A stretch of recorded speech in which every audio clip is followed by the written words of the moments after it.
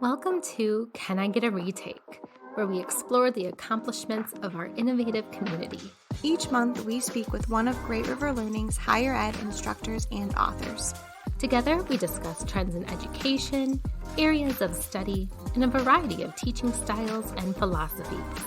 My name is Michaela, your marketing coordinator. My name is Michelle, your web design supervisor. And this is Great River Learning's Can I Get a Retake? Today on Can I Get a Retake, we are speaking with Aaron Sholders, Associate Professor in the Department of Biochemistry and Molecular Biology at Colorado State University. Aaron has won numerous teaching awards, including the Board of Governors Excellence in Teaching and the N. Preston Davis Award for Instructional Innovation. His current research is directed at developing a biochemistry concept learning inventory, which we will talk about in today's episode. Most importantly, but we're biased, he is the author of Principles of Biochemistry, an online textbook and course materials published by Great River Learning.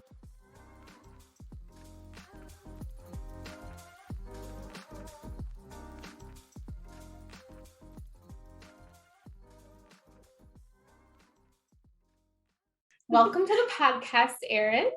The first thing we want to know is just tell us a little bit more about yourself and your journey to the position you're in now. Oh, wow. So I guess it goes all the way back to my undergraduate degree. So I actually was in high school as an athlete. And so I thought for sure I was going to go into athletic training or something along those lines. And so I was in these chemistry and biology classes in my freshman year and also investigating whether athletic training was like a really good avenue for me to pursue. And I was recognizing that it'd be a fun job, but not a great job in terms of the amount that I was going to get paid and the hours, and I was thinking about having a family and those kinds of things. So, but I kind of really enjoyed my biology and chemistry courses, and I was doing really well in them. And so I started then pursuing those topics and those courses, and ended up actually getting an internship at Colorado State University, doing research at Colorado State University during my undergraduate career. That kind of set the course to get a PhD. And then they hired me as a faculty member. I mean, that's skipping a lot of years, of course.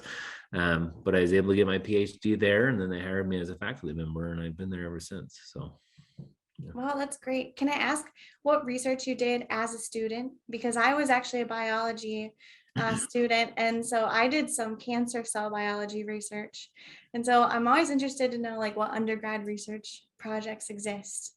Yeah. So the undergrad research project, I have a vague memory of it. So I was actually it was a synthetic biochemistry lab. So I made a small peptide, and we tested some of the structural and physical properties of the peptide that I made. We had introduced a mutation with an unnatural amino acid, and so we were comparing that to something that was in a natural state. So my dissertation work was actually characterizing protein structure of an RNA polymerase in poliovirus, which is the main enzyme responsible for replicating that virus. So, and it's a kind of a model virus and a model polymerase for many other viruses that are out there. But yeah, that's very cool. Right. Sorry, the only science course I took in college was a physics for poets course. Oh, okay. But actually kind of the opportunity I've here to browse a lot of the material we get, I understood the work. That's true. That's true. Yeah, you get to see a lot, I'm sure. Mm-hmm. Well, so I really wanted to talk to you today about research that you're doing now. And so I was doing research on you, of course, before we talk to you and interview you. And it said online that you are researching the development of a biochemistry concept learning inventory. Can you explain to us what the heck that means? Yeah, so concept learning inventories are exams or tests or assessments, maybe is the best word to use, that have been developed in a number of disciplines, physics being one of them, chemistry, intro molecular biology courses, and lots of other courses. And it's just really an assessment that's gone through a really rigorous process of carefully wording questions so that we have a high degree of certainty that what we're asking the student understands what's being asked. The development of them requires a writing of a question that's in alignment with the learning objectives of a course. And then you administer that to a student. But in your first several rounds of administration, instead of it just being like a true false multiple choice question, you ask the student to respond to the true false or multiple choice question, but then you ask them to give their reasoning behind why they responded that way. And so then you go through those responses, and a lot of times what you find out is that the student in their reasoning is indicating that they didn't even understand the intent of the question.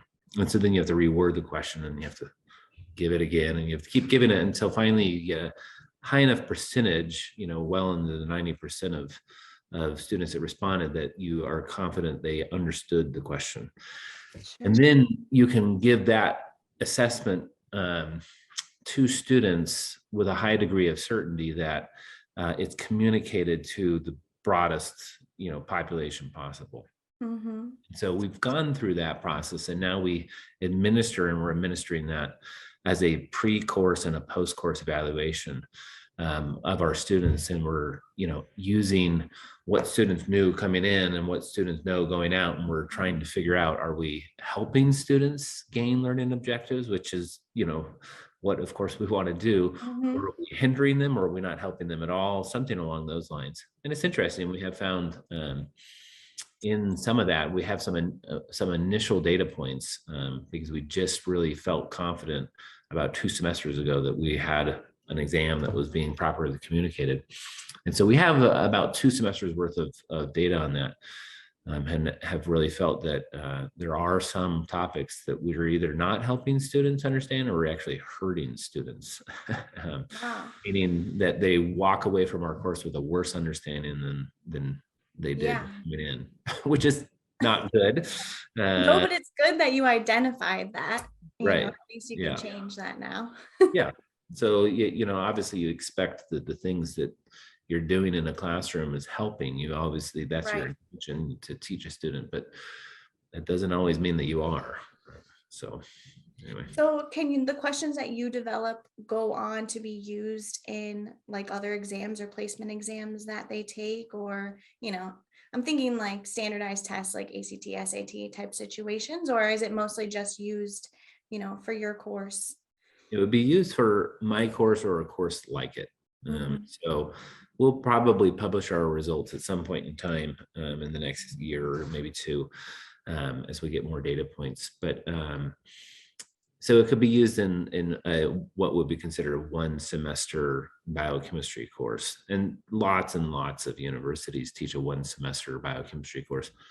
Many of them will have different learning objectives, of course, as you might imagine.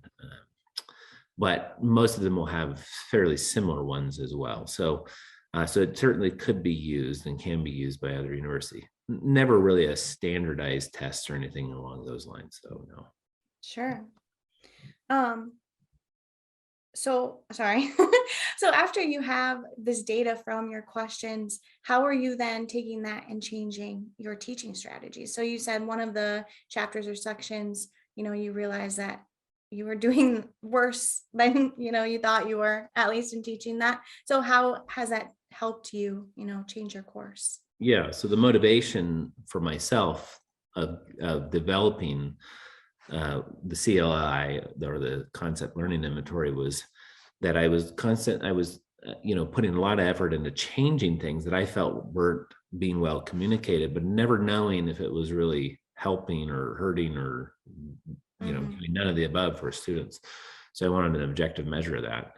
And so then what we are now doing, now that we are recognizing that there are weaknesses in our instruction, we're investigating those areas of weaknesses with a little bit further information. We're trying to pull some more data on students in terms of what they understood going into that section and what they understood coming out of that section. So we're doing some surveys. along those lines. And then what we'll do is design an intervention, something along the lines of more active learning, or some sort of, some sort of directed educational experience for them that would hopefully span that gap, or mitigate the misconceptions that they must be leaving with. So, yeah. What has been the response from your students as you work through this process? So we haven't really shared our results with the students. The exam itself is something that we can't, we obviously have them take the exam, but we can't give them feedback on the exam. We can give them a numerical score, but we can't show them which questions they got right or wrong. Simply because if the best way to do that is to give them a copy of the exam. And once that exam is out in the open, then it becomes fairly worthless, because then students can use it as a studying tool in future semester. So it becomes a kind of fairly worthless research tool. So we give students raw scores. We say, you got this at the beginning of the course, you got this at the end of the course. We haven't had a lot of time to, though, sit back with a student, and select groups of students and have what would be considered a formal interview. We have anecdotal, things, conversations, but nothing in the lines of what would be considered a true research interview. Not yet. So, yeah. Are you planning on conducting those in the future? I haven't gotten to that point yet. We're still trying the statistical analysis of the results that we're getting is really taking up most of our time at this point. Which is not easy, because we're really, you're in many ways, especially as scientists. We're scientists and biochemists, so statistical analysis is pretty easy when you're dealing with cells that don't have behavior. They just are responding to, physics, essentially, and thermodynamics, and, biological and chemical concepts. Whereas when you start tracking human behavior, really what we're doing, it becomes pretty messy, and we're not social scientists. So we've had to lean kind of heavily on some of our social science colleagues to help us try and figure the statistical aspects of our data. So have you been able to take any of that and have you put any of that into your publication that you've written with us? Yeah. So many of those, if you look in the publication, many of those structural tutorials are things that I recognized could be done effectively outside of a class, so that then students could come into a classroom with that knowledge behind them, and then participate in some other instructional methodology that would reinforce those concepts. Many of those things that I've spent a lot of time trying to get into the publication are with that in mind. What can we do outside of a classroom? And then how can then that enhance the classroom environment to make it a more active, more engaging, more accessible, to use that word, environment for all of our students. Yeah, that's really powerful, really. The ability to then take what you're learning with your research and then be able to change the actual text and the learning materials to fit that. So pat ourselves on the back. And not all students like web-based material, but the web-based material allows for a pretty rapid change in a text based off of what we're learning in a research project like what I'm trying to undertake. If you're to do what would be considered just your traditional textbook, we're 5 years away from producing the next edition. And then, once that's produced, we've already gotten data that suggests some of the things that we've put into that are not what we really need to put into it, or now we have to adjust it. So it's the turnaround time is too long, in my opinion. That's why web-based text is really nice.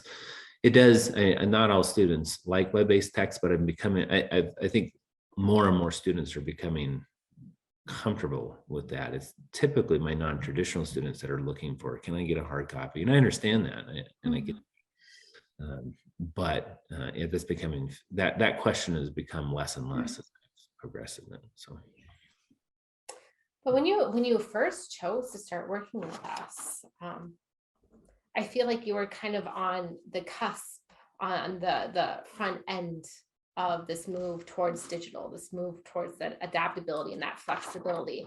What then made you decide to move forward with online materials? I think it was probably the knowledge that, or the things that I just, Mhm. mentioned, that it would be more flexible. And it also was because it was, like you say, kind of at the, fringe of it, or the leading edge of it, if you will. It provided me the ability to write a text that was designed for a class and not a nation of classes. Mhm. Right? So Right. my dissatisfaction with textbooks at that time, and would still be true now, would be that you look at a typical biochemistry textbook, and what they are trying to do is give information for any class, any principles of biochemistry course that has, um, that has uh, been devised in the entire, Yeah. nation, if not internationally, right? So then they literally throw the book at the students. And I find that most instructors are using 25 to 30% of a textbook that they're asking their students to spend $250 on. So Right. Okay. But with Which all one? of one question I did have was this entire process of crafting these questions, testing them, testing. How long did that take, and how did COVID and the realities of that kind of interfere with that, or help it, or just affect it? yeah, it's a painful process, um, because your feedback comes months after, right? So and you only have one opportunity in a class to collect data, and so your opportunities to collect data happen only every like 5 months. And so it takes a long time. So an adjustment that we make was then not tested, and we couldn't get results back for a while, because you make them at the beginning of the semester and wouldn't get it until the end. So that took a long time.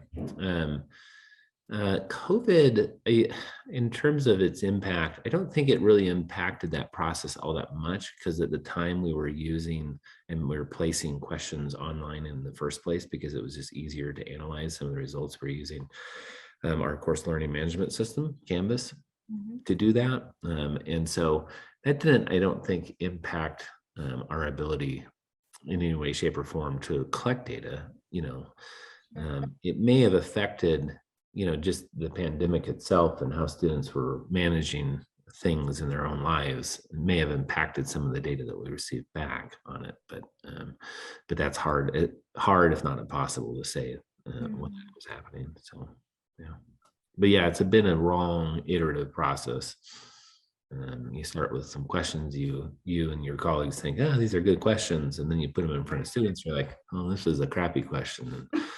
And then you get into long like debates about, and then you have to interview students, and you have to read through all the responses, and you get into debates within amongst your colleagues, like, well, if we change it to this, are we going to just perpetuate the problem? But you do start to isolate. We started to narrow down our list of questions that were like, okay, I think we're finally properly communicating this. So there's always a little bit of doubt in your mind as a researcher, like, have I are the things that I think are true really true? But Mhm. That's part of what makes research fun. yeah. Yeah. What has been the general sample size? How many students have kind of gone through this cycle, do you think, for you to narrow it down? Each semester, our classes have been anywhere between 180 to 250 students. And so some of them are on the smaller range. So I would say that each semester because sometimes we're doing two sections, we'd be getting about anywhere between 300 to 400 data points. Which is when we're doing the response, the written response, that became very, very difficult. That many responses, to read through them, try and understand what students are understanding about a question, rank them, and in particular, when you have to spread that work out amongst 3 people, which, there's 3 of us that are working on it, that did lead to some like, well, are we properly analyzing these questions? So yeah, there's been a lot of data up to that point. And now we have 2 semesters worth of data that we feel like, okay, I think that we're finally got the questions down. And then it's really actually only this last semester that we feel like, because we felt like in the spring 2022, we had the questions right, but we didn't administrate it correctly. So, because we were asking, there was a debate amongst us whether we should give students a response of "I don't know" as a possible answer, because we felt like it's a more honest answer for students to say "I simply don't know," especially in a pre-course evaluation, because the likelihood of them not knowing how to answer the question is pretty high. And so we did one section in spring 22 where we didn't have the "I don't know" option, and one that we did. And then we decided we better go with the "I don't know" option, because we felt like we were getting artificially inflated results because some students were just guessing right. Right. So anyway. Yeah, that's smart to include that. It is, yes. We do have one last question that we're asking everyone. So I can have Michaela throw that out there. Okay. So our last little section is called "You're Wrong." Not you, but maybe our listeners. Yeah. And what we really want is you to think of one area or like the biggest misconception, I guess, biggest misconception in your field or in your research that people are like, I don't even know about biochemistry, that you can say "You're wrong" about this. Here's why. Here's my 2-minute rant. It could be about education in general, but yeah, your 2-minute rant. And you have time to think about this or we can, chat while you think of something if you want, because we can cut things out. But, or if you tell us that you really don't want to answer it, that's fine too. No, I mean, there are misconceptions that students come in with into the class. I think they're, and I keep asking questions to try and find out if my students have them. Just like eye clicker questions or whatever, in the class. But a common misconception in students coming into a biochemistry class that must be generated in their earlier chemistry courses is that this idea of equilibrium means that the concentration of products and reactants are equal to each other, which because I think of the word equilibrium, they think it's equal, when in reality it's not at all the case. The equilibrium is to do with the word "equal" is actually to do with the rate constants, or the rate, not the rate constants, but the rate of the forward and reverse process. So that would be the thing that's one of many misconceptions that I think students have coming into a class like biochemistry. So that would be where we'd say, no, you're wrong. That's definitely not the case at equilibrium. So yeah. Love that. All right. Thank you so much. Thank you. It was very nice absolutely. talking to you. Okay. All right. You want to hang up for us, Maggie? Bye. Thank you. Bye. You too. Thank you, Erin, for joining us on Can I Get a Retake? Your research really is fascinating to both of us. The application of the scientific method to evaluate student learning and when and how and where that occurs really has widespread applications for teaching. Hopefully we conveyed your passion for getting to the root of student learning so they walk away having a full understanding of the principles of biochemistry. And if any instructors listening are interested in this type of research, Great River Learning is here to support you and help you develop course materials that will assist you in capturing that student data.